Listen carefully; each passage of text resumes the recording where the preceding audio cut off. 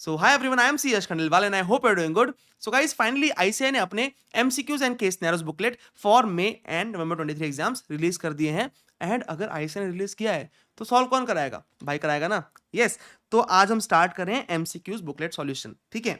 अब बहुत सारे बच्चे कंफ्यूज्ड है कि सर इस बार MCQs जो आए हैं और पिछले बार के MCQs भी है तो हम कैसे सॉल्व करेंगे. तो सुन लो, ये एक बार मैं क्लियर कर देता हूँ. ठीक है. देखो, ICAI ने इस बार 50 MCQs रिलीज किए हैं एंड 25 केस सिनेरियोज रिलीज किए हैं. ठीक है. पहली प्रायोरिटी होना चाहिए आपकी 50 MCQs, फिर 25 केस सिनेरियोज. सर ये कब लाओगे आप 25 केस सिनेरियोज का वीडियो? बेटा ये आ जाएगा आज से 4 to 5 डेज के अंदर. ठीक है. With complete solution. ठीक है. हमारे जो MCQs वीडियोस रहते हैं वो with complete solution and provision रहते हैं. प्रोविजन का एक्सप्लेनेशन भी अपन लेते हैं साथ में. ठीक है. फिर आएगा RTP के MCQs और MTP के MCQs.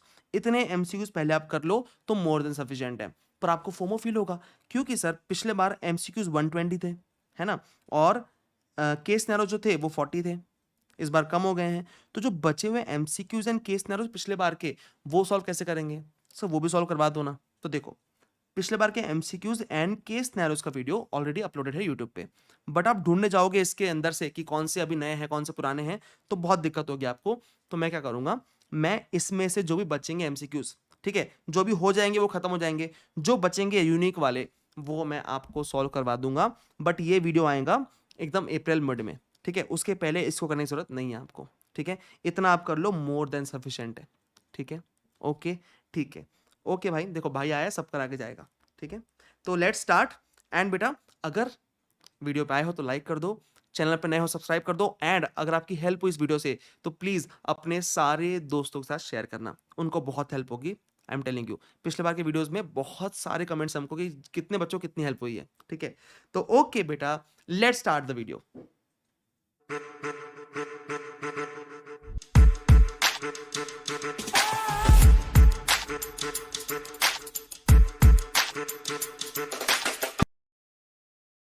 देखो, फर्स्ट क्वेश्चन है mister Rajesh and mister Brijesh, resident individuals are due to receive rupees 13 lakhs each on 1/4/22 on maturity of life insurance policy taken on 31/3/12 and 1/4/12 respectively, the sum assured of which is rupees 10 lakh rupees. They have paid an annual premium of 1.1 lakh rupees each. Are provision of tax deducted at source attracted on maturity proceeds received by Mr. Rajesh and Mr. Brijesh. अब देखो, life insurance policy की maturity proceeds पे TDS applicable होता है section 194 DA वाला. Right. 194 DA में TDS applicable होता है 5%. ठीक है. On income component. Income component कैसे निकालते हैं हम? Maturity proceeds minus premium paid till now. Right. तो देखो, यहाँ पे मैच्योरिटी प्रोसीड्स कितनी है? 13 लाख रुपीज दोनों को मिलने वाला है. तो 13 लाख रुपीज मैच्योरिटी प्रोसीड्स है और प्रीमियम कितना पे किया अपन ने? 1.1 लाख ईच हर साल. और ये पॉलिसी इशू हुई थी 31/3/12 और 1/4/12 को. तो हमने ऑलमोस्ट 10 लाख प्रीमियम पे कर दिया है. तो देखो, premium paid till now 1,10,000 into 10 years कितना हो गया? 11 लाख हो गया. ओके. तो TDS लग जाएगा आपका इनकम कंपोनेंट पे 13 lakh minus 11 lakh which is 2 lakh. 2 lakh पे 5% और दोनों को लग जाएगा, है ना? दोनों को लग जाएगा ना? आप बोलोगे हाँ सर दोनों को लग जाएगा. राइट. ठीक है. पर सर एक बात हमें समझ नहीं आ रही कि सर इसमें कुछ तो पॉइंट था सर, हमको याद नहीं आ रहा. जो क्या पॉइंट था? देखो, 31/3/12 को इशू हुई है मिस्टर राजेश की पॉलिसी. मतलब अगर राजेश की पॉलिसी 31/3/12 को इशू हुई है तो हमको चेक करना पड़ेगा कि प्रीमियम पेड अगर up to 20% of sum assured है सिंगल ईयर का तो हम क्या बोलते हैं? मैच्योरिटी एग्जेम्प्ट होती है. और 1/4/12 के बाद इशू हुई है तो हम क्या बोलते हैं? 10% अगर तक के है प्रीमियम पेड तो एग्जेम्प्ट होता है. तो यहाँ पे 31/3/12 को इशू हो गई है राजेश की पॉलिसी. यही चेक कर रहे थे उन लोग. तो देखो, राजेश का 10 लाख सम अश्योर्ड है और 1.1 लाख क्या है? प्रीमियम. तो 20% से कम है क्या? यस. तो राजेश की मैच्योरिटी तो एग्जेम्प्ट हो गई. अब ब्रिजेश की देखते हैं. ब्रिजेश की इशू हुई है 1/4/12 को. तो इसमें हमको 10% चेक करना पड़ेगा. 10%. तो 10 लाख का 10% कितना होता है? 1 लाख. पर यहाँ कितना है? 1.1 लाख. मतलब 10% के ऊपर है तो मैच्योरिटी एग्जाम नहीं होगी. तो मिस्टर ब्रिजेश के हाथ में मैच्योरिटी टैक्सेबल होगी. क्या टैक्सेबल होगा? इनकम कंपोनेंट 5% पे 194 DA फॉर दौलत. ठीक है, याद कराया था मैंने. ठीक है. तो 5% of 13 - 11 2 lakh that is 10,000 rupees. देखो answer no tax is deductible at source on maturity proceeds receivable by Mr. Rajesh. Tax is deductible on maturity proceeds received by Mr. Brijesh and TDS is rupees 10,000. ठीक है, okay, done है, ठीक है. Next question बेटा, ABC limited took on sub lease a building from miss Janvi with effect from 1/7/22 on rent of 20,000 per month. ठीक है, 1/7/22 मतलब अप्रैल में जून नहीं लिया, 9 महीने के लिए लिया, मतलब 20,000 इंटू 9 कितना हो गया, 20 इंटू 9 1,80,000. ठीक है, और it also took on hire a machinery from Miss Janvi with effect from 1/10/22 on hire of 15,000 per month. ठीक है, अब अक्टूबर से, ये तो अक्टूबर नवंबर दिसंबर जैन फेब मार्च, तो 6 महीने के लिए. तो कितना हो गया बेटा, 55,000 इंटू 6, नहीं 15,000 इंटू 6 कितना हो गया, एक मिनट, नहीं अक्टूबर नवंबर दिसंबर जैन फेब मार्च, है ना, तो कितना है ये 15,000 पर मंथ, राइट. तो 15,000 इंटू 6 कितना होता है बेटा, 90,000, राइट. तो कितना हो गया, 180 प्लस 90 हो गया. Which of the following statements is correct with reference to ABC limited liability deducted tax at source. ठीक है, assuming that 1 months rent was received as security deposit which is refundable at the end of lease period. अब मुझे बताओ कि sir यहाँ पे एक 1 month का रेंट भी है, किस पे, मशीनरी पे कि इस पे, दोनों पे 1 मंथ रेंट है जो रिफंडेबल सिक्योरिटी डिपॉजिट है. अब यहाँ पे 2-3 चीजें चेक की उन्होंने, रिफंडेबल सिक्योरिटी डिपॉजिट. अब 2 चीजें चेक की इन लोगों ने. पहली बात देखो, मशीनरी का अलग एग्रीमेंट है और ये बिल्डिंग का अलग एग्रीमेंट है, तो दोनों मिला के, दोनों अलग अलग 240 से कम हो रहे हैं, पर मिला के 140 के ऊपर हो रहे हैं, 240 के ऊपर हो रहे हैं क्या, यस, मिला के 240 के ऊपर हो रहे हैं, तो टीडीएस तो एप्लीकेबल होगा रेंट पे. ठीक है, दूसरी बात, सर यहाँ पे रिफंडेबल सिक्योरिटी डिपॉजिट दिया है, मुझे बताओ रिफंडेबल सिक्योरिटी डिपॉजिट पे टीडीएस लगता है क्या, नहीं लगता. ठीक है, नहीं लगता, ये भी चेक किया उन्होंने. थर्ड चीज एक और चेक किया उन्होंने, आपसे रेट चेक किया है. ठीक है, हमने बात की थी टीडीएस 194I में कटता है, रेंट होता है, तो टीडीएस कितना कटता है, बिल्डिंग बड़ी होती है 10% और प्लांट मशीनरी छोटी होती है 2%. ठीक है, तो देखो बिल्डिंग पे 10% 180 पे और 2% 90 पे. ठीक है, रेंट एक्सक्लूडिंग सिक्योरिटी डिपॉजिट, क्यों, क्योंकि रिफंडेबल है. ठीक है, रिफंडेबल पे टीडीएस नॉट एप्लीकेबल. ठीक है, अगर नॉन रिफंडेबल डिपॉजिट होता तो टीडीएस एप्लीकेबल होता. ठीक है, हम बेटा जो भी प्रोविजन जितने आएंगे सबका रिवीजन साथ में आज करेंगे इसी में. ठीक है, चलो. Mr. Valish, employed as manager with ABC Limited, pays rent of 50,000 per month to his landlord. Which of the following statement is correct? अब आप TDS चेक करोगे, 50,000 क्या होता है, ये 194 IB में TDS लग जाएगा क्या, 194 IB में TDS लग जाएगा क्या, आप याद करोगे, हाँ लग जाएगा. पर बेटा ध्यान दो कि 194 IB में अगर रेंट ग्रेटर देन 50,000 होता है तब TDS एप्लीकेबल होता है. रेंट ग्रेटर देन 50,000, यहाँ पे रेंट एग्जैक्टली 50,000 है, तो टीडीएस एप्लीकेबल नहीं होता है. ठीक है, ओके. तो mister Valish is not liable to deduct tax at source. अब मिस्टर हरी इंटीरियर डेकोरेटर है, डिक्लेयरिंग प्रॉफिट अंडर 44 ADA. ठीक है, मतलब 44 ADA में प्रॉफिट डिक्लेयर करता है.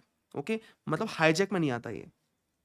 And the earlier previous years, Mr. Hari has to pay brokerage of 10 lakh to Mr. Lal, a broker to buy residential house, and rupees 50 lakhs to Mr. Sham, a contractor for reconstruction of residential house. Are TDS provisions attracted in the hands of Mr. Hari in respect of about transaction? देखो 10 लाख पे किया plus 50 lakh पे किया, कितना किया, 60 लाख पे किया.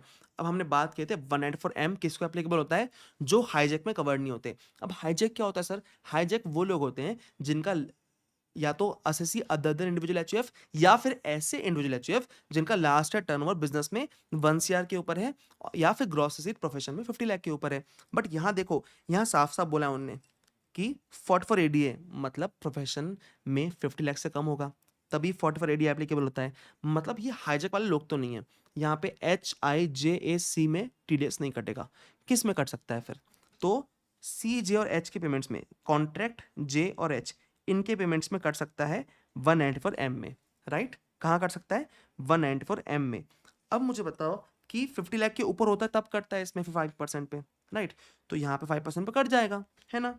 तो आंसर क्या है, no, TDS provisions are not attracted in the hands of mister Hari. हैं सर, यहाँ तो 50 लाख के ऊपर है, क्यों नहीं कट रहा TDS. क्यों नहीं कट रहा? समझ नहीं आ रहा सर, समझ नहीं आ रहा, क्यों नहीं कट रहा है यहाँ पे टीडीएस, बताओ सर। देखो बेटा, हमको जब लिमिट चेक करनी होती है ना 50 लाख की, तो हम पेई वाइज चेक करते हैं, ठीक है? हम पेई वाइज चेक करते हैं। तो पेई वाइज कितना है सर? एक को क्या 10 लाख, एक को क्या 50 लाख, किसी में भी 50 लाख के ऊपर नहीं है, इसलिए 194M एप्लीकेबल ही नहीं होगा, ठीक है? ठीक है, तो यहां बेटा आप गलती करोगे, जहां आप गलती करोगे मैं वहां पर बता दूंगा आपको, ठीक है? चलो, mister Sanjay, a salaried individual, pays brokerage of 40 lakhs to mister Harish, a broker on 5123, ठीक है? सैलरीड इंडिविजुअल है तो 194M एप्लीकेबल होगा, पर पेमेंट कितना है 40 लाख, तो नहीं होगा, नॉट एप्लीकेबल, ठीक है? उसके फादर मिस्टर हरी, उनने कितना पे किया, वो भी रिटायर्ड पेंशनर है, मतलब सैलरी वाले हैं, तो ये हाईजैक में नहीं आते, तो इन पे भी 194M एप्लीकेबल हो सकता है, ठीक है? Makes contract payment of rupees 15 lakhs, 25 lakh and 12 lakh, कितना हो गया बेटा? 15 प्लस 25 प्लस 12, 52 लाख, तो यहाँ पे 194M एप्लीकेबल हो जाएगा। तो संजय केस में एप्लीकेबल नहीं है, पर मिस्टर हरि के केस में एप्लीकेबल है। सिंपल क्वेश्चन, ठीक है? Kunal and Company LLP engaged in manufacturing business withdrew from its bank account rupees 125 lakhs by cash, ठीक है? Each individual withdrawal does not exceed 2 lakh rupees, ठीक है? The purpose of withdrawal from bank was for buying agriculture produce, being raw material required for manufacture for finished products by it. Kunal and Company LLP always files its returns of income before due date. तो बेटा due date के बाद return file करते हैं, तो यहाँ पे क्या होगा? टीडीएस, देखो टीडीएस एप्लीकेबल होगा 194N में, कैश विड्रॉल हो रहा है 1 करोड़ के ऊपर। सर ये जो विड्रॉ कर रहे हैं ये फॉर बाइंग एग्रीकल्चर प्रोड्यूस कर रहे हैं, फर्क पड़ता है कैसे? नहीं, कोई फर्क नहीं पड़ता, आप मैन्युफैक्चरिंग के लिए कर रहे हो, ठीक है? ये कोई एक्सेप्शन नहीं इसमें, तो टीडीएस एप्लीकेबल हो जाएगा। कितना होगा? 194N पे 2% एक्सीडिंग 1 करोड़, 1 करोड़ के ओवर एंड अबाउ जितना भी अमाउंट होता है उस पर लगता है। यहाँ पे कितना है? 25 लाख है, तो 25 लाख पे 2% दैट इज 50,000। देखो answer, tax of 50,000 is required to be deducted, ठीक है? ओके ओके सर, अब नेक्स्ट करते हैं the following are details of cash withdrawals from Canara bank by mister Ravish during the previous year 22-23, 16 lakh, 55 lakh and 28 lakh, ठीक है? Mr. Ravish has not filed his return of income for AY 2021, AY 21-22 and AY 22-23। अब हमने क्या बात किए थे? जिन 3 previous year की due date expire हो गई है, अगर उन सालों के आपने रिटर्न फाइल नहीं किए हैं, तो आपकी लिमिट कैश विड्रॉल की 1 CR से 20 लाख हो जाती है इन सेक्शन 194N, ठीक है? तो यहाँ पे टोटल अमाउंट कितना है? 99 लाख, 20 लाख के ऊपर कितना है? 79 लाख, उस पर 2% लग जाएगा। 20 लाख टू 1 करोड़ यहाँ पे लगता है 2% टीडीएस, और 1 करोड़ के ऊपर लगता है 5% टीडीएस, ठीक है? तो 158 ये आपका आंसर आ जाएगा, ठीक है? बेटा आप ये जब रिवीजन वीडियो देख रहे हैं, एमसीक्यू वीडियो, तो आई एम होपिंग कि आपने एक बार तो पढ़ा है, क्योंकि एक बार भी नहीं पढ़ा है तो ये नहीं बनेगा आपको। मैं रिवीजन जो प्रोविजन याद रिवीजन करा सकता हूँ प्रोविजन का आपको, बट प्रोविजन फर्स्ट टाइम इस वीडियो में समझा नहीं सकता। आपको रिवीजन जरूर करा रहा हूँ मैं, बट आपने पढ़ाई नहीं आज तक तो नहीं बनेंगे एमसीक्यूज आपको, ठीक है? Mister Ganesh is running a steel factory, turnover कितना है फाइनेंशियल 2022 का? 2.5 करोड़, मतलब पिछले साल का, मतलब पिछले साल 1 करोड़ से ऊपर है, मतलब हाईजैक एप्लीकेबल है, ओके? देखो इस बार का टर्नओवर दिया, कोई काम का नहीं है। ऑन 10/4/22 ही availed consultant services from Delhi based chartered accountant, the consultancy fees amounted to 184। तो इस पर टीडीएस काटना पड़ेगा क्या? काटना पड़ेगा क्या? हाँ काटना पड़ेगा। काय में? देखो प्रोफेशनल को फीस हम काय में करते हैं? 194J में, जे फॉर जनहित, तो जे में काटना पड़ेगा 10% 184 पे, दैट इज 18,400। कब तक डिपॉजिट करना पड़ेगा? अप्रैल मंथ में काटा है तो नेक्स्ट मंथ के 7 तक, ठीक है? Okay. Mr. Hirsch has to pay rupees 3 lakh on 3/3/23 to plan your trip, a travel agency for holiday package in Singapore and Malaysia for himself and his wife. He obtained a loan of rupees 10 lakhs for higher education of his son, studying in Columbia University, from SBI, and remitted under LRS of RBI. The said sum through the same bank, SBI, which is also an authorized dealer. Is tax required to be collected at source from Mr. Hirsch by travel agency and the bank? ठीक है? Okay तो बेटा बताओ यहाँ पे कि ये section कौन सा है? 2060(1G). इसमें क्या होता है? ओवरसीज टूर प्रोग्राम पैकेज पे 5% टीसीएस कलेक्ट होता है विदाउट एनी लिमिट, राइट? और जो अपन मनी रिमिट करते हैं इंडिया के बाहर, ऑथराइज डीलर के थ्रू, उसमें रेमिटेंस पे टीसीएस कलेक्ट होता है 5% ओवर 7 लाख रुपीज। बट अगर रेमिटेंस है out of educational loan taken from financial institution, तो if loan is out of educational loan, sorry if remittance is out of educational loan, तो 0.5% लगता है 5% की जगह टीसीएस, राइट। तो सिंपल सी बात है, यहाँ पे क्या होगा, देखो 3 लाख उनने किया है प्रोग्राम पैकेज पे, 3 लाख पे 5% लग जाएगा नॉर्मली, और यहाँ पे 10 लाख किया एजुकेशन के लिए, तो 10 लाख में 7 लाख हट जाएगा, और बचे हुए ओवर एंड अबाउट 3 लाख पे कितना लगता है 0.5%। देखो आंसर, ट्रेवल एजेंसी 5% 3 लाख, और एसबीआई 0.5% 3 लाख। ठीक है, easy easy, okay. Mister Mahesh engage in business of trading of car accessories. His turnover of financial year 2022 and 2023 was 11.15 crores and 9.75 crores. पिछले साल का टर्नओवर कितना है 11.5 करोड़। मतलब अगर ये बाय कर रहा है बंदा, तो यहाँ पे 194 क्यू एप्लीकेबल हो जाएगा। ठीक है, XYZ limited place N order for purchase of car accessories for 90 lakhs on 1622. Mr. Mahesh delivered the order within 15 days of receipt of order and received the payment within 7 days from the date of delivery. Is Mr. Mahesh required to collect tax at source? अच्छा, यहाँ Mr. Mahesh क्या है, seller है, और XYZ क्या है, buyer है। ठीक है, ठीक है। Is Mr. Mahesh required to collect tax at source on consideration received by him from XYZ Limited if turnover of XYZ Limited during the financial 2022 was 15 crore. मतलब पिछले साल में दोनों का टर्नओवर 10 करोड़ के ऊपर है, बायर का भी सेलर का भी। ठीक है, पिछले साल में दोनों का टर्नओवर 10 करोड़ के ऊपर है, बायर का भी सेलर का भी। तो क्या होता है मुझे बताओ, इस केस में बायर टीडीएस डिडक्ट करता है, इस केस में बायर टीडीएस डिडक्ट करता है, और सेलर को टीसीएस कलेक्ट करने की जरूरत नहीं पड़ती। तो वही पूछा यहाँ पे, क्या उसको टीसीएस कलेक्ट करना है क्या? नहीं, no, since XYZ Limited is liable to deduct tax at tax under section 194Q.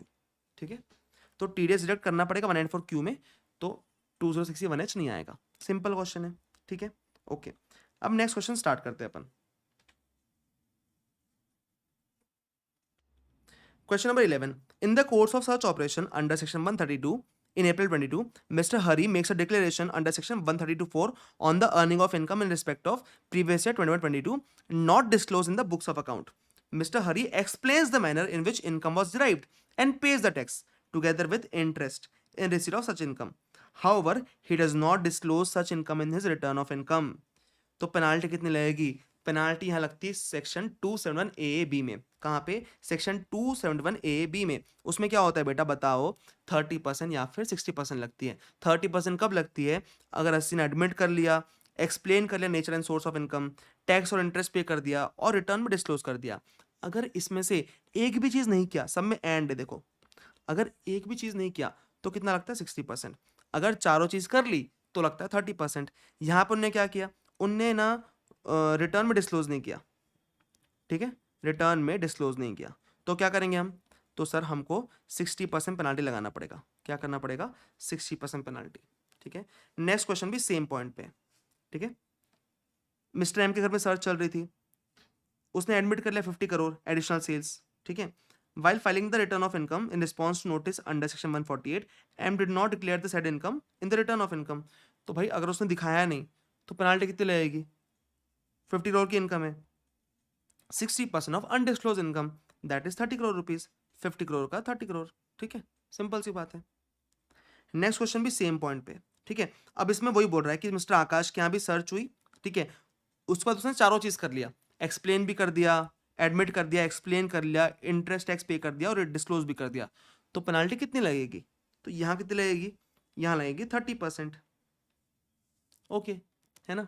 ठीक है, ओके। अब यहाँ पे which of the following statements are correct in relation to power of income tax authority to collect information which may be useful for the purposes of income tax act 1961। अब यहाँ पे क्या है बेटा? Power to collect information, power to collect information.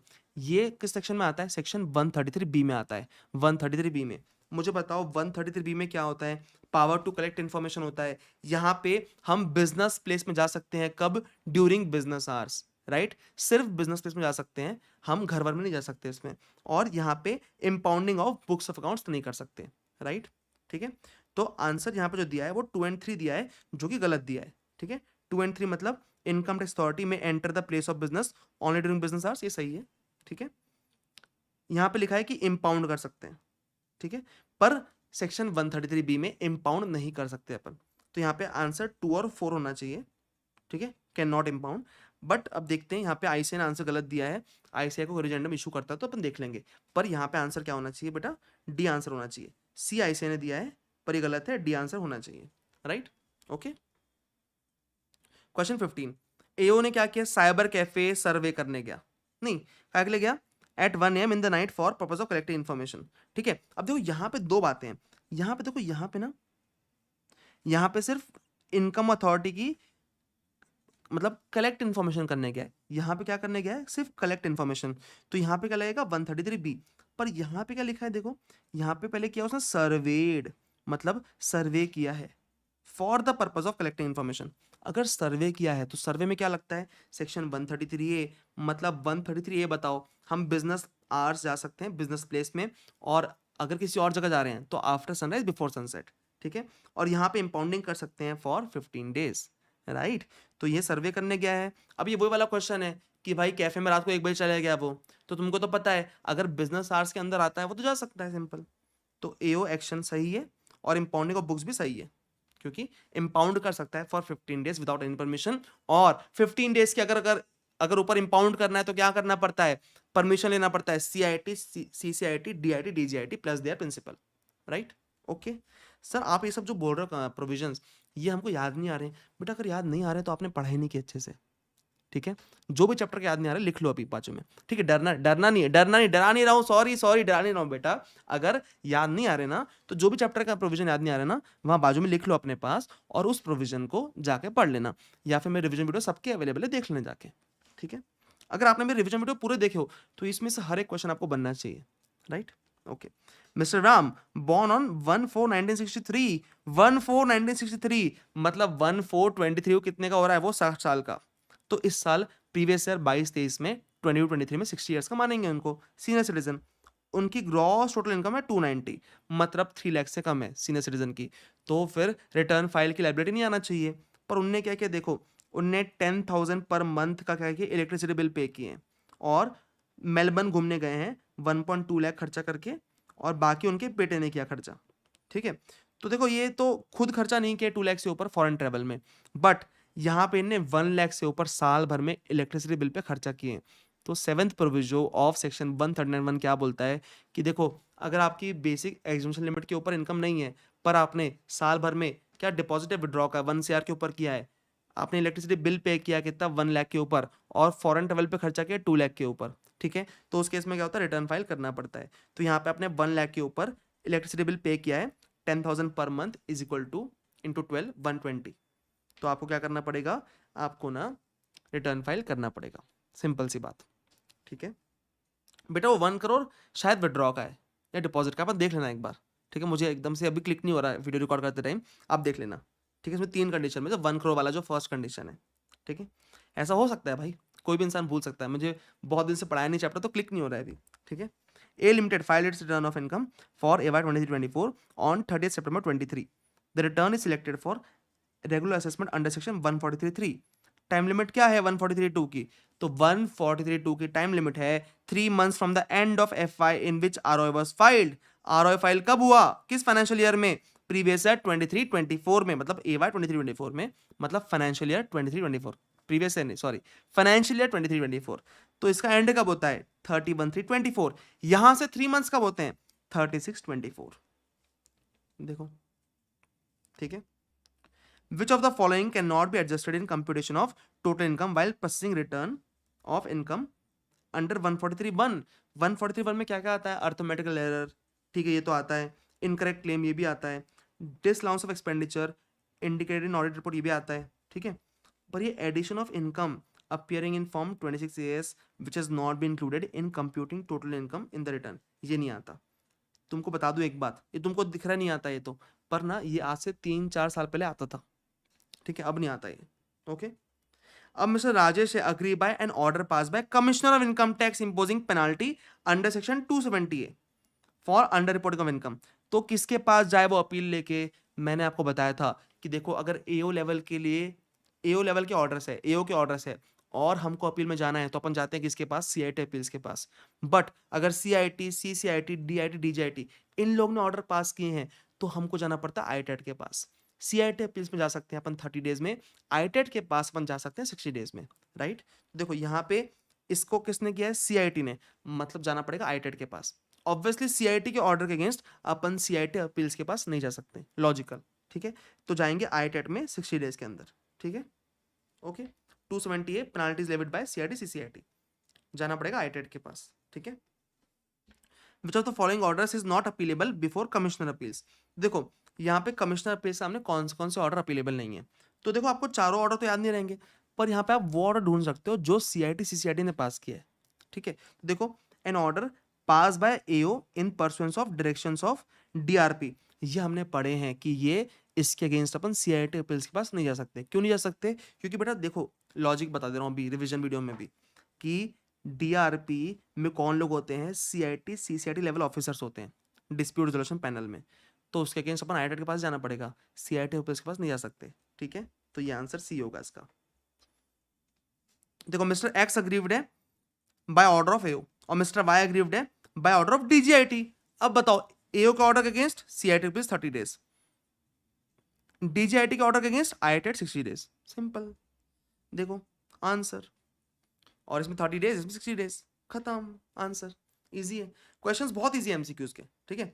अब देखो assessment of messrs E epsilon, sorry messrs epsilon associates was made under section 143 on 28 December 23.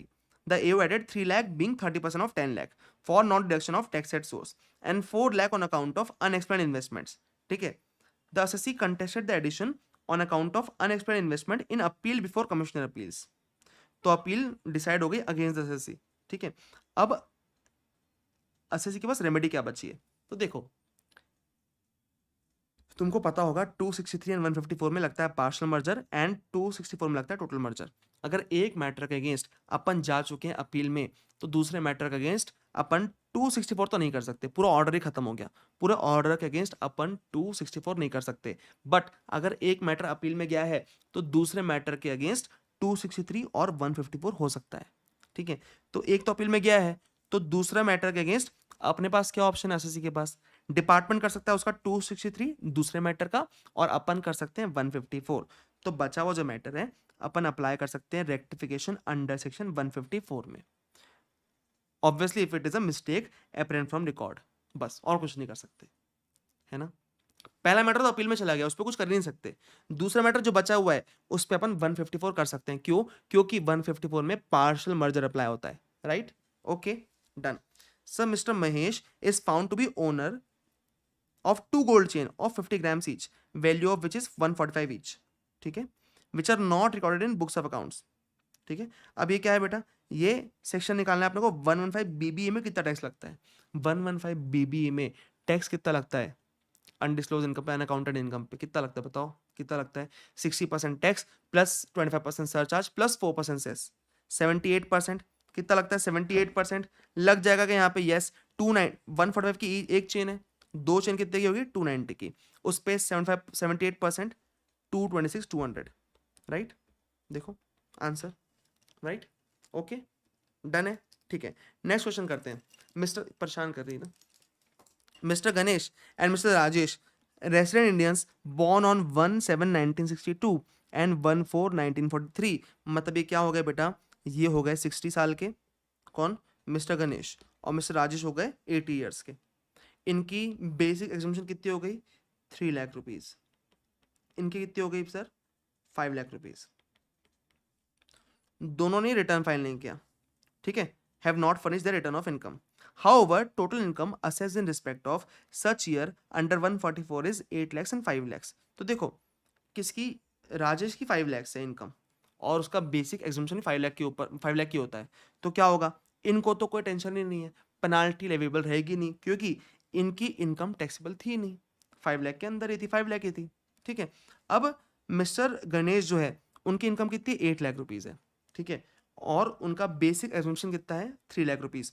तो इनकी इनकम बेसिक एग्जाम्पशन के ऊपर है, फिर भी इन्होंने रिटर्न फाइल नहीं किया, तो यहां पे सेक्शन 270A में अंडर रिपोर्टिंग की पेनाल्टी लगती है, राइट, 270A में। अच्छा सर, तो मुझे बताओ कैसे निकालते हैं अपन निकालते हैं tax on 8 lakh which is equal to 72,800।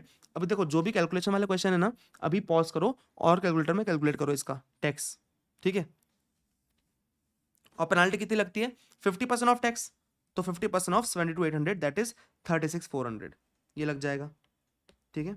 अच्छा, इसमें एक बात ध्यान रखना कि किसी ने पूछा कि इस केस में मिस्टर गणेश की अंडर रिपोर्टेड इनकम कितनी है, तो आप क्या बोलोगे, यहां पे 8 लाख minus 3 lakh that is equal to 5 lakh is his under reported income, right, ये बात मत भूलना भाई, ठीक है।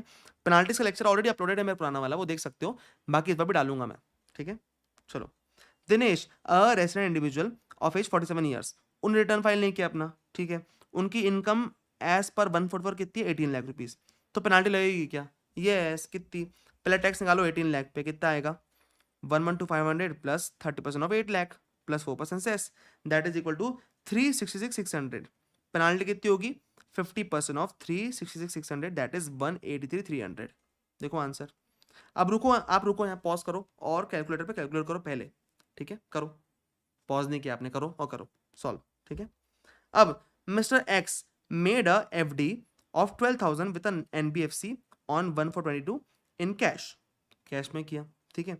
Thereafter he made another fixed deposit of 7,500 with same NBFC by bearer check, कितना हो गया 12,000 प्लस 7,500 19,500 काय में हो गया, कैश या बेरर चेक में, और जो बचो 8,000 है उसने फिर से किया, पर ये किया अकाउंट पे चेक से। अब सर कैश या बेरर चेक में 20,000 के ऊपर हुआ क्या, नहीं, तो अपने को पेनाल्टी आएगी क्या, 271D की पेनाल्टी अट्रैक्ट नहीं होगी। अब सर यहाँ पे पेनाल्टी कौन सी लगती, कैसे याद रखते हैं, तो देखो याद कराया था मैंने 269 SSSTT न लेने का न देने का, 20,000 2,20,000, ठीक है, फिर से बोल रहा हूँ 269 SSSTT न लेने का न देने का, ठीक है, न लेने का न देने का, SSSTT 20,000 2,20,000, अब देने का 20,000 है, ठीक है। अब ये तो डिस अलाउंस का सेक्शन है, ठीक है। इसके बाद पेनाल्टी क्या में लगती है, तो SSSTT और पेनाल्टी लगती है DDAE, ठीक है, SSSTT DDAE, राइट, ओके, तो पेनाल्टी अट्रैक्ट नहीं होगी, ओके ओके, चलो, ठीक है। और ये डी किसके हाथ में पूछ रहा है पेनाल्टी, सर ये एनबीएफसी के हाथ में पूछ रहा है, ठीक है, क्योंकि डी में लेने की पेनाल्टी लगती है ना, तो एनबीएफसी के बारे में पूछ रहा है, ठीक है, तो नहीं लगेगी। X private limited has failed to report an international transaction entered into with PQR Inc which is a specified foreign company, ठीक है, what would be the penalty. देखो अगर आपने फेलियर टू रिपोर्ट किया है इंटरनेशनल ट्रांजैक्शन, तो पहली penalty आपको लगती है 2%, ठीक है, और साथ में क्या मानते हैं उसको मिस रिपोर्टिंग भी मानते हैं। मिस रिपोर्टिंग बोले तो 200% ऑफ टैक्स, तो देखो दो लगेगी, एक तो 2% of value of international transaction plus 200% of tax on under reported income, both A and C, ठीक है, ओके डन सर। अब नेक्स्ट करते हैं question 28। Mister Vyomesh, a non-resident individual aged 61 years has not furnished his return of income for AY 23-24. However, the total income assessed in respect of such year is rupees 13 lakh rupees under section 144. तो penalty कितनी लगेगी। अब यहाँ पे ने सिर्फ एक चीज चेक की, क्या चीज, देखो ये एनआर है और सीनियर सिटीजन है, तो आपको जब टैक्स निकालना रहेगा, ठीक है, तो कितना आएगा, बेसिक एग्जेम्पशन लिमिट 2.5 लाख आएगी, ना कि 3 लाख। आप लोग जल्दी जल्दी में क्या करोगे, आप देखोगे 61 ईयर्स के ऊपर है, तो आप क्या कर दोगे, 3 लाख लगा दोगे बेसिक एग्जेम्पशन लिमिट, नहीं नहीं नहीं नहीं, 2.5 लाख लगेगी क्योंकि एनआर है, ठीक है। तो देखो 13 लाख पे टैक्स निकालो, कितना आएगा 210,600, निकालो अभी पॉज करो, निकालो, उस पर 50% पेनाल्टी, ठीक है। अब यहाँ पे कहीं पे भी दिया नहीं है कि अंडर रिपोर्टिंग है मिस रिपोर्टिंग है। अगर दिया नहीं है कि अंडर रिपोर्टिंग है मिस रिपोर्टिंग है, तो अपन क्या मानना है, अंडर रिपोर्टिंग मान के 50% पेनाल्टी निकालना पड़ता है। अगर वहां पे दिया है साफ साफ कि it is on the account of miss reporting, तो अपन क्या करेंगे, 200% ऑफ टैक्स निकालेंगे, ठीक है। In the case of MCQs, अगर आपको पेपर में क्वेश्चन आया थ्योरी क्वेश्चन, तो आप दोनों निकाल के आना, 50% अगर अंडर रिपोर्टिंग है, अगर ये मिस रिपोर्टिंग होगा तो इस पे 200% ऑफ टैक्स लगेगा। ये दोनों निकाल के आना अगर थ्योरी पेपर आएगा तो, थ्योरी में आएगा तो, ठीक है। अब question number 29, X Limited, a domestic company not opting for provision of section 115BAA, has total income of 10 crore 1 lakh. The gross receipts of previous year 2021 is 260 crores. मतलब 400 करोड़ से कम, मतलब 25% टैक्स, राइट। तो टैक्स लाइबिलिटी निकालना है अपने को। देखो 10 करोड़ 1 लाख आया, मतलब MR का कॉन्सेप्ट आने वाला है, क्या, मार्जिन रिलीफ। कैसे निकालते हैं हम, देखो मैंने बहुत ही ईजी बनाया है यहाँ पे। क्या करना है, आपको पता है क्या करना पड़ता है, जब भी मार्जिनल रिलीफ आता है तो अपन क्या करते हैं, जो वो मार्जिनल इनकम रहती है ना, जैसे 10 करोड़ है यहाँ पे कितनी है, 10 करोड़ 1 लाख है, तो आपकी मार्जिनल इनकम कितनी रही, 1 लाख की, और जो इनकम जिस पे टैक्स निकालना पड़ेगा अपने को वो 10 करोड़ रहेगा। अपन क्या बोलते हैं, जो ऊपर की इनकम पे एक्स्ट्रा टैक्स आ रहा है वो हम नहीं देंगे, आप ऊपर की इनकम रख लो। हम ये करते हैं हमेशा, ध्यान से सुनना, हम क्या करते हैं, हम 10 करोड़ पर टैक्स निकालते हैं, ठीक है, और जो बची हुई इनकम है वो पे कर देते हैं, ऐसे करते हैं। देखो मैंने वैसे ही कर दिया डायरेक्टली, टैक्स ऑन 10 करोड़ निकाला, ठीक है, फिर उसमें सरचार्ज ऐड किया 7%, ठीक है, और अपन क्या करेंगे, बस इनकम ओवर 10 करोड़ 1 लाख और पे कर देंगे। हम क्या बोलेंगे, ऊपर वाला टैक्स पे नहीं करना हमको देखो, क्योंकि क्या होगा, 10 करोड़ 1 लाख हुई इनकम तो सरचार्ज 12% लग जाएगा, ठीक है, फिर वो मार्जिन रिलीफ निकालेंगे, वो सब नहीं करना अपने को। एक्चुअली आखिरी में टैक्स पेबल कितना आने वाला है, 10 करोड़ पर टैक्स निकाल लो प्लस सरचार्ज निकाल लो, राइट, और उस पर जो इनकम अबव 10 करोड़ है वो ऐड कर दो, बस उस पर 4% सेस लगा दो, तो 279.24 आ जाएगा, 279.24, देखो आंसर है, ठीक है। सेम क्वेश्चन बाद में फिर से हुआ, तो देखो यहां पे अगर मैंने बहुत ही शॉर्टकट में किया है, आप लोग पूरा भी कर सकते हो। पहले आप टैक्स निकालो 10 करोड़ 1 लाख पे, फिर निकालो टैक्स 10 करोड़ पे, ठीक है, फिर जो डिफरेंस आया वो बोलोगे आप कि इतना तो पे नहीं करेंगे, हम सिर्फ 1 लाख पे करेंगे, तो बचा हुआ क्या आएगा, मार्जिन रिलीफ आएगा, ठीक है। पर यहाँ पे क्वेश्चन में कहीं पे भी मार्जिन रिलीफ के बारे में नहीं पूछा है, इसलिए अपन वो कर ही नहीं रहे, अपन क्या कर रहे हैं, डायरेक्टली कर रहे हैं। देखो इस पे भी 10 करोड़ 2 लाख इनकम है, ठीक है, और प्रीवियस ईयर 2021 का टर्नओवर 410 करोड़ है, मतलब क्या, मतलब 30% टैक्स। तो देखो अपन निकाला tax on 10 crore 30 lakh 3 crore plus 7% surcharge plus income over 10 crore, वो ऐड कर दिया अपन ने, प्लस 4% सेस ऐड कर दिया, डायरेक्टली आंसर आ गया, ठीक है।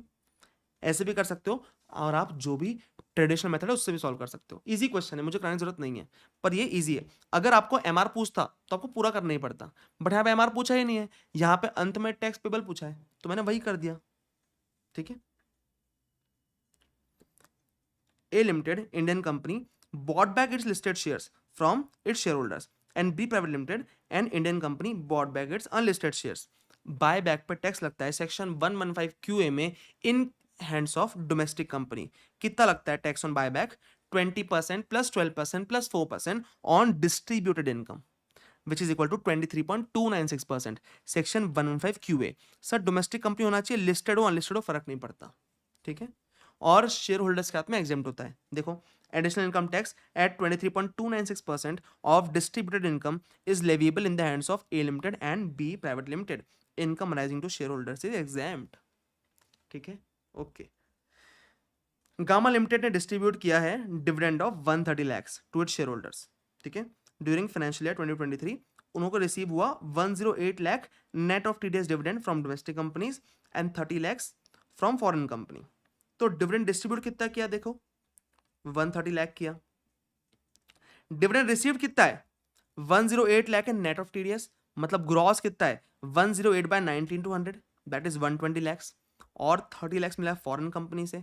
सर डिविडेंड किससे भी मिला हो इसमें इंक्लूड करते हैं अपन एटीएम के फॉर्मूले में, तो 150 लाख अपने को डिविडेंड रिसीव्ड है, ठीक है। तो डिविडेंड डिस्ट्रीब्यूट कितना है 130 लाख और डिविडेंड रिसीव्ड कितना है 150 लाख, तो एटीएम में डिडक्शन किसका मिलता है, विच एवर इज लोअर का डिडक्शन मिलता है, तो हम दे देंगे, और 130 लाख का डिडक्शन हम दे देंगे, बस, ओके, ठीक है।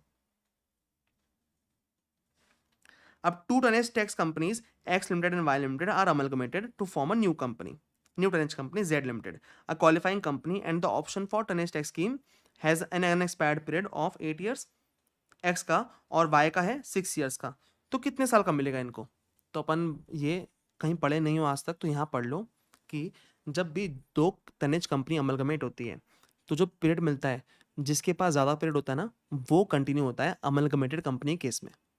मतलब देखो यहाँ पे एक्स के पास 6 ईयर्स है, वाई के पास 8 ईयर्स है, तो अपन क्या करेंगे, 8 ईयर्स के लिए मिलेगा। जो अमलगमेटेड कंपनी रहेगी ना, न्यू शिपिंग कंपनी, उसको 8 ईयर्स के लिए पूरा अनएक्सपायर्ड पीरियड मिलेगा।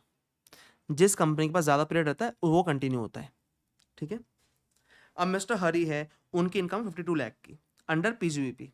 One of his businesses is eligible for deduction at 100% of profits under section 80 IA for AY 23-24.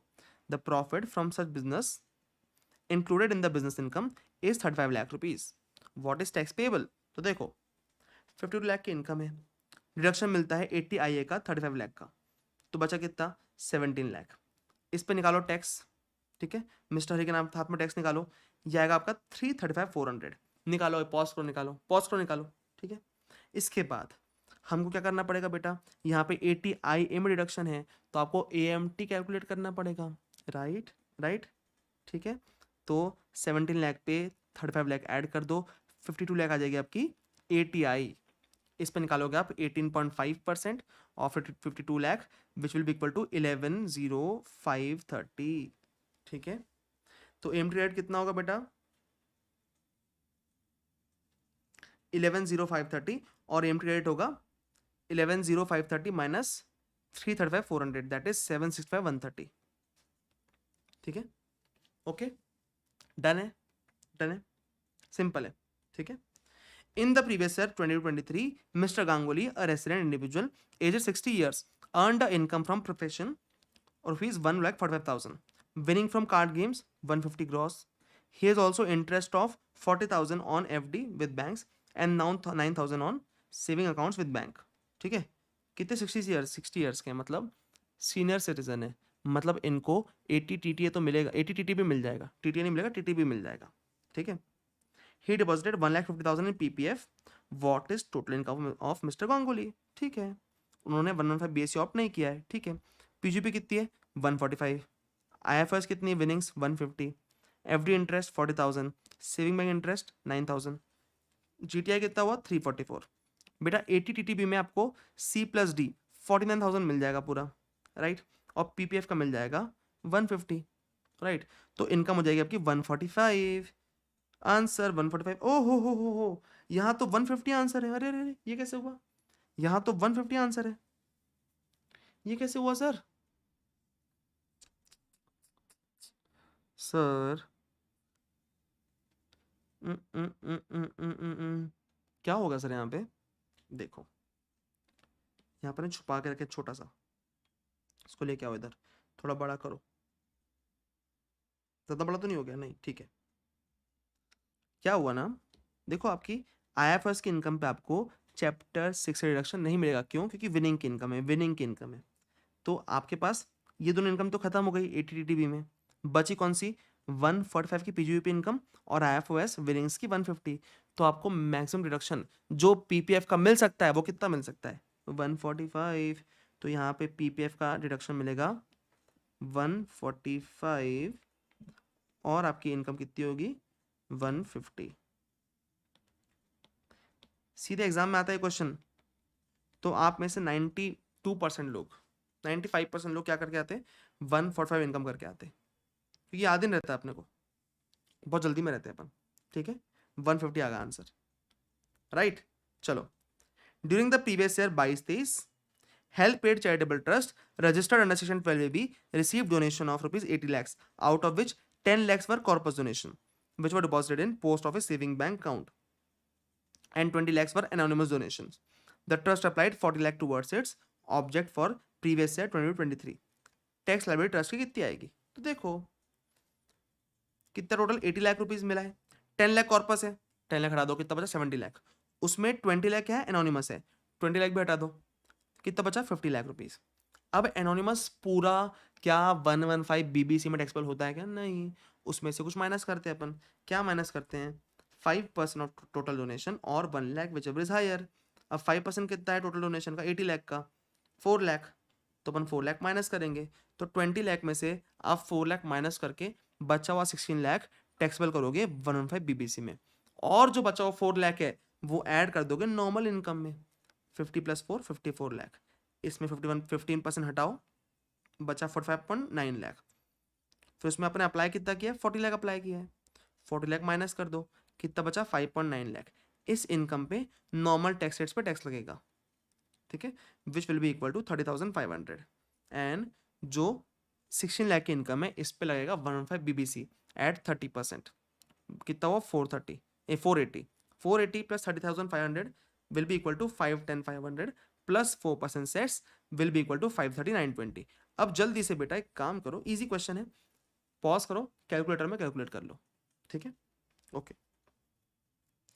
For the previous year ended 31/3/23, a public charitable trust registered under section 12AB derived income of 10 lakhs from properties held under trust, ठीक है, and 15 lakhs being voluntary contributions from public, out of which 8 lakhs was applied for charitable purpose and 4 lakh towards repayment of loan for construction of orphanage. The amount of 4 lakh was not claimed as application in any earlier previous year. Basically यहाँ पे क्या check कर रहा है कि अपन repayment करते हैं तो अप्लाइड मानते हैं उसको, इतना सब चेक किया बस। 25 में से 15% माइनस कर दो पहले, बचा ये, इसमें 8 लाख अप्लाइड और 4 लाख रीपेमेंट, बचा कितना 9.25 lakh. Answer, easy question, very easy question, ठीक है। केस नंबर में और अच्छे क्वेश्चन है, एमसीक्यू थोड़े से फिर भी इजी है, ठीक है।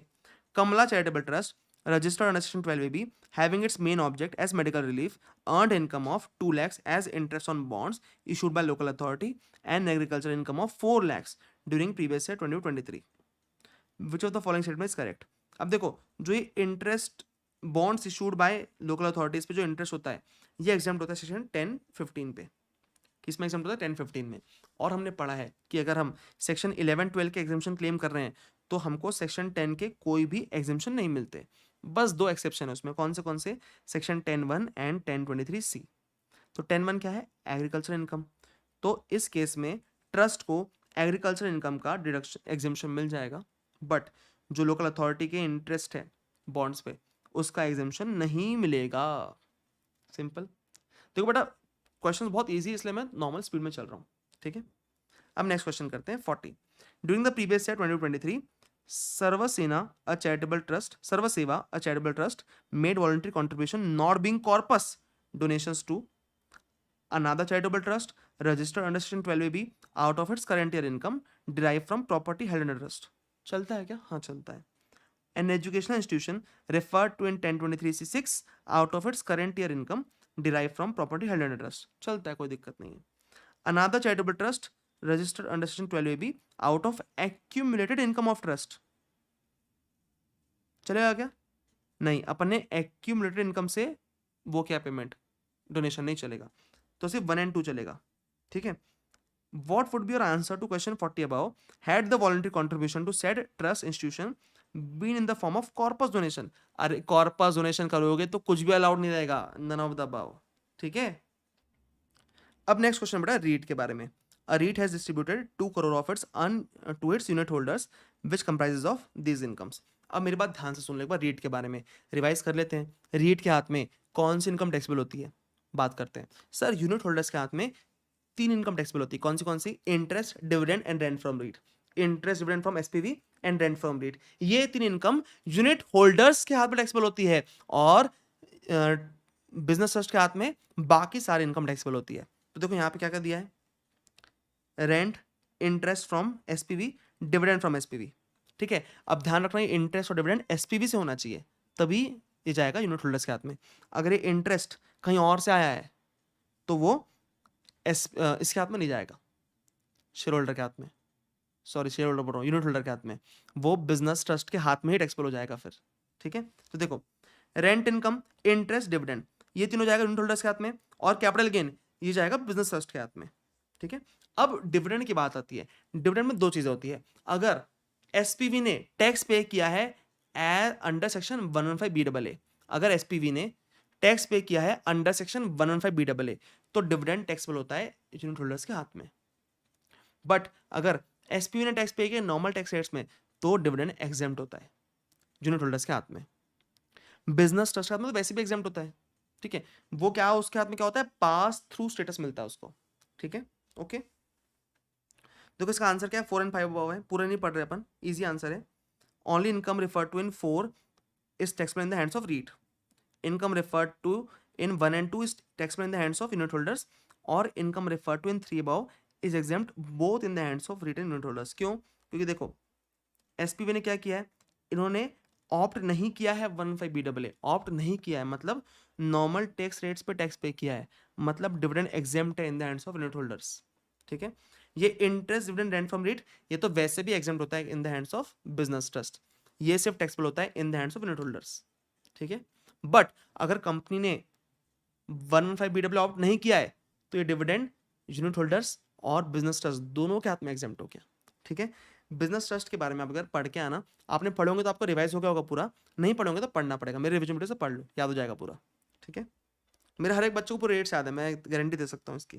ठीक है, dividend received by REIT from SPV and distributed to unit holders is exempt in the hands of REIT and exempt in the hands of unit holders only if SPV does not exercise option under section 15BAA। Simple सी बात है, देखो REIT के हाथ में हमेशा exempt है, per unit holder के हाथ में एग्जेम्प्ट कब होगा, अगर उनने 115BAA ऑप्ट नहीं किया। अगर 115BAA ऑप्ट किया है तो हमारे हाथ में एक्सपेल हो जाएगा। ठीक है, चलो अब REIT की इनकम है रेंटल इनकम 2 करोड़ की। ठीक है, एंड शॉर्ट टर्म इनकम है capital gain, short term capital gain 1 crore का, और इंटरेस्ट इनकम है 3 crore from Grama limited SPV। तो इस केस में क्या होगा, सिंपल सी बात है, देखो REIT enjoys pass through status in case of interest and rental income, interest और रेंट में उसको पास थ्रू स्टेटस मिलता है, कैपिटल गेन उसके हाथ में टैक्सेबल हो जाएगा REIT के हाथ में। तुमको आता है पूरा बिजनेस ट्रस्ट तो इजी क्वेश्चन है चारों अगले। ठीक है, REIT को डिविडेंड मिला। ठीक है, डिविडेंड में क्या होगा वही बात की हुई है पूरी, देखो आंसर वही है 3, 4 और 9। क्या पढ़ लेते हैं एक बार। REIT एंजॉय करता है पास थ्रू स्टेटस डिविडेंड के केस में। ठीक है, डिविडेंड अगर REIT का टैक्सेबल है, नहीं 3, 6 और 9 ना, 6। Dividend is exempt in the hands of Mr. X and Mr. Y only if A Limited does not opt for section 15BAA। Repetitive बात लिखिए पूरी। और 9, tax is deductible by REIT on dividend distributed to Mr. X and Mr. Y only in case A Limited opts for section 15BAA। वही पूरी बात लिखिए जो concept है, बस और कुछ भी नहीं है इसमें। ठीक है, अब देखो Mr. B has been holding 10% units in REIT, 7.5% in securitization trust and 5% in investment fund for more than 15 months. 15 months के ऊपर हो गया मतलब 12 मंथ्स के ऊपर हो गया, मतलब ये लॉस कैरी फॉरवर्ड कर सकता है इन्वेस्टमेंट फंड का। Right, the following income were earned bye trust fund during the previous year 22-23। अब देखो इन्वेस्टमेंट फंड में कितना है बेटा, यहाँ 5% है। राइट, REIT में 10% है और सिक्योराइजेशन ट्रस्ट में कितना है 7.5%। तो अब तीनों की टैक्सेबिलिटी याद होना चाहिए आपको इसमें, इस क्वेश्चन के लिए। तो इन्वेस्टमेंट फंड के केस में क्या होता है, सारी इनकम टैक्सेबल होती है except PGVP in the hands of unit holders. PGVP income जाती है इन्वेस्टमेंट फंड के हाथ में और बाकी सारी इनकम जाती है किसके हाथ में, यूनिट होल्डर्स के हाथ में। बिजनेस ट्रस्ट के केस में क्या होता है, REIT के केस में इंटरेस्ट डिविडेंड इंटरेस्ट डिविडेंड और रेंट फ्रॉम REIT ये टैक्सेबल होता है in the hands of unit holders, बाकी जाता है in the hands of REIT। और in case of securitisation trust के केस में होता है all income taxable in the hands of unit holders. ठीक है, तो देखो यहाँ पे बिजनेस इनकम छोड़ दो, बची हुई अदर इनकम 5% आएगी किसके हाथ में, यूनिट होल्डर के हाथ में। यहाँ पे अपने को यूनिट होल्डर की इनकम निकालनी है, अगर उसकी इन सब के अलावा 270 कैपिटल गेन है तो देखो 5% यहाँ से आएगा 10,000, और ये लॉस जो है ये भी आएगा long term capital loss, unit holder खुद कैरी फॉरवर्ड करेगा 62,500। ठीक है, REIT के केस में रेंट इनकम यूनिट होल्डर के हाथ में 10% और इंटरेस्ट इनकम। ठीक है, अदर इनकम ये नहीं आएगी यूनिट होल्डर के हाथ में क्योंकि इंटरेस्ट डिविडेंड और रेंट फ्रॉम REIT आता है बस। ठीक है, और इस केस में सारी इनकम आएगी किसके हाथ में, यूनिट होल्डर के हाथ में, तो इसका 7.5%। तो देखो रेंट का 10% 1 लाख, इंटरेस्ट का 10% 80,000, LTCG 270, ये IFRS 10,000, इसका PGVP 6 लाख का 7.5% 45,000 और लॉस 62,500 का कितना हुआ 442,500। राइट, देखो आंसर इजी। ठीक है। Section 40 question 47, ABC and company and PQR company are two NR entities based in country A and country P respectively. Both the entities own and operate an electronic facility through which they effect online sale of organic products manufactured by them. Details of their receipts from such sale during the previous year 2023 are ABC and company country A, ABC PQR and company country P. देखो India में cell कितनी है 138 लाख, बाहर cell कितनी है 285 और 377, but जो बाहर सेल हुई है उसमें से इंडिया का आईपी एड्रेस कितना यूज हुआ है 63 लाख में और 73 लाख में। अब देखो 138 प्लस 63 लाख कितना हुआ 201 लाख और 126 प्लस 73 लाख हुआ 199 लाख। कहाँ पे एप्लीकेबल होगा इक्वलाइजेशन लेवी? यहाँ पे। क्यों? क्योंकि ई कॉमर्स ऑपरेटर का, ई कॉमर्स प्लेटफॉर्म का 2 करोड़ के ऊपर है, तो एबीसीएन कंपनी केस में इक्वलाइजेशन लेवी लग जाएगा। देखो equalisation levy is attracted in the hands of ABCN company and but not PQRN company. Easy question, ठीक है। देखो राजेश है रेसिडेंट इंडियन, एम्प्लॉय है मैसर्स एबीसी लिमिटेड का बैंगलोर, सैलरी के अलावा उसकी इंटरेस्ट फ्रॉम एफडी है, मतलब बिजनेस इनकम नहीं है। MSPQR Inc, a foreign company not having P in India, whose gross receipts are equivalent to 1.8 crores, rendered online advertisement services to Mr. Rajesh, for which Mr. Rajesh made a payment of 2 lakh rupees। ठीक है। अब देखो PQR Inc foreign company है जिनका P नहीं है India में, इनके हाथ में इक्वलाइजेशन लेवी लगने वाला है क्या? नहीं, क्योंकि 2 करोड़ से कम है इनका रिसीट्स, क्योंकि रिसीट्स इनका 2 करोड़ से कम है। अब राजेश के हाथ में, राजेश ने 1 लाख से ऊपर पेमेंट किया है तो इक्वलाइजेशन लेवी लग सकता है, बट राजेश की इनकम कौन सी है? सैलरी और इंटरेस्ट फ्रॉम एफडी, मतलब इसकी बिजनेस इनकम नहीं है, मतलब इसने पेमेंट बिजनेस के लिए नहीं किया है, तो इसलिए इसको इक्वलाइजेशन लेवी नहीं लगेगा। The transaction is not subject to equalisation levy. Simple. देखो ये खेलता है यहाँ पे तुम्हारे साथ पूरा, ठीक है। चलो last 2 questions. A limited is Singapore company which owns and operates an electronic platform for provision of services. B Limited is a Malaysian company जिसका पोया मलेशिया में, which provides online advertisement services. The gross receipts from such services to persons resident in India may be taken at 3 crores in the financial year 2023 for A Limited and B Limited both. दोनों का 3 करोड़ मतलब 2 करोड़ के ऊपर है।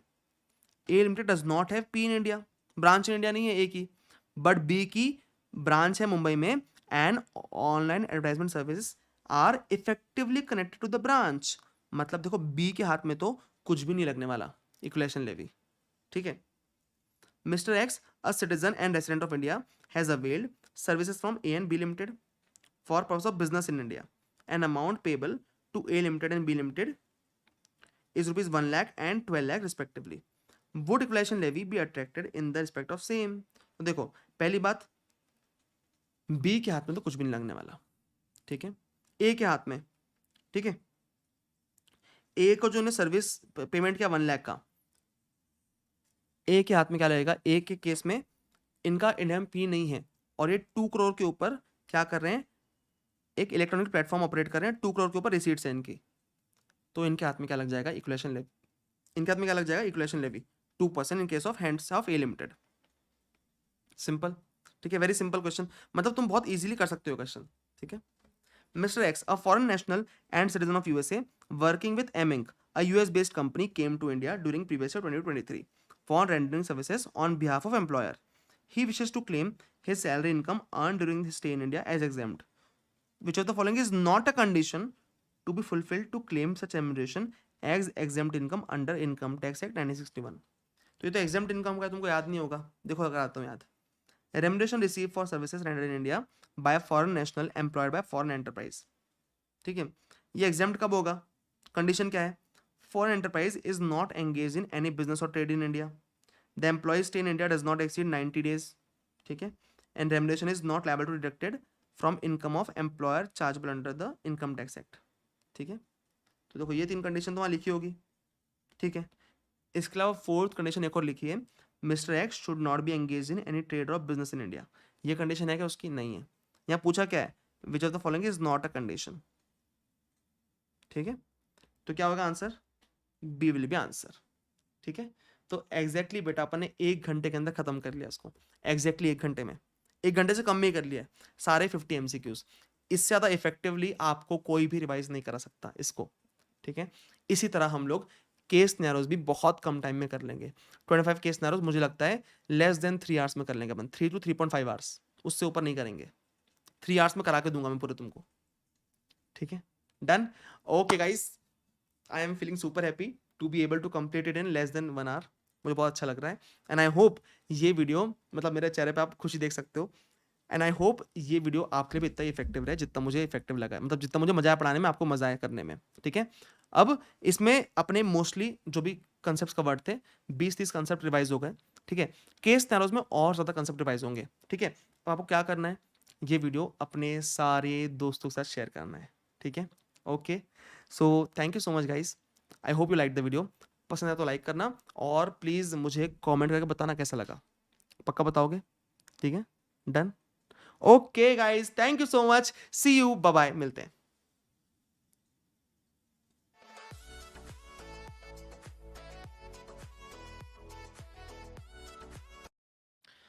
और आपको अगर ये फाइल चाहिए जिसमें हमने सॉल्यूशंस किए हैं, सॉल्यूशंस मार्क किए हैं, तो ये फाइल आपको मिलेगी मेरे टेलीग्राम चैनल पे, जिसका लिंक डिस्क्रिप्शन में है, या फिर आप सर्च कर सकते हो टेलीग्राम पे CA Yash Khandelwal, you will find it. तो वहां से आप ये फाइल डाउनलोड कर सकते हो, आपके लिए बनाई है, डाउनलोड कर लो। ठीक है?